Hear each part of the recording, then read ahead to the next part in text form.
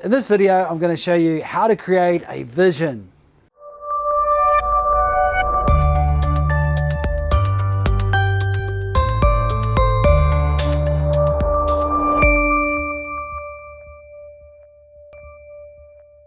If you don't know where you're going, you're taking all your people with you. And if you need the cooperation of others like bankers, like staff, like customers, having a vision will give you that uniqueness that you're looking for. Hi, William Farmer, Dale Carnegie, Managing Director for Australia. I'm an engagement specialist and specialising in high performance teams and high performance individuals. Point one, enhance your energy. Without a vision, my people perish. Now, who said that? That was the CEO called God to the general manager called Moses, Deuteronomy 10. Now, I'm not a religious person, but it does tell you, even 10,000 years ago, we needed to know where we're going because we had to take people into a direction that might be difficult. And in business, it's the same context. If we don't know where we're going, we're not going to create the strong energy that we need to be able to take people with us. So, vision gives you energy and it allows other people to follow you. So what is a vision? A vision is a desirable state with an end in mind, a done deal. Now, what it isn't is a mission statement, which is what you're going to do to get there. And so what we're going to look at today is actually the difference. And what you're wanting to do is create a vision, not a mission statement. Point two, be creative. Use descriptive language when you write your vision. Here's something else too. How do you feel when you are describing your vision? Now, feelings is very, very important because it's feedback. And visions shouldn't be just bullet points. They should have a story attached to it that allow you to engage other people to follow. So be creative. Point three, Covey said it very well. He said, begin with the end in mind. And look, what he meant by that is, what is the snapshot that you're trying to create? Look, an example that I use in my classes quite often is if I found 100 pilot whales stranded on the beach and they were still kicking and alive, and I was a greenie, I liked whales, what would be my vision? Now, most people would say save the whales, get the whales out to the sea. And look, that's our mission, it's not our vision. So I describe it as I am on my boat, the whales are actually following me. In fact, one of the whales dives up and says, "Thank you, Will." Now, that's a video or a snapshot of a done deal. I'm not saving them, they're saved.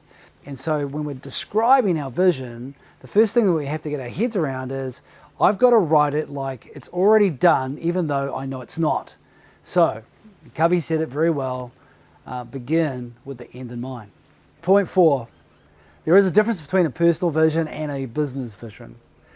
Typically, when I'm creating a personal vision, I'm anchoring in a lot of things that are important to that individual. And obviously, because work does provide a large amount of our lifestyle, we would probably get ourselves in a picture of work.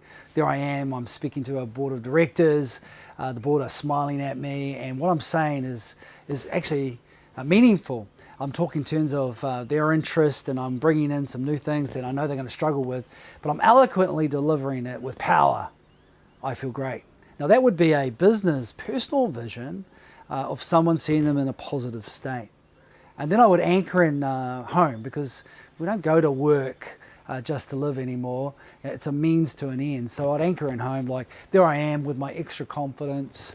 I've decided to invest in some more property.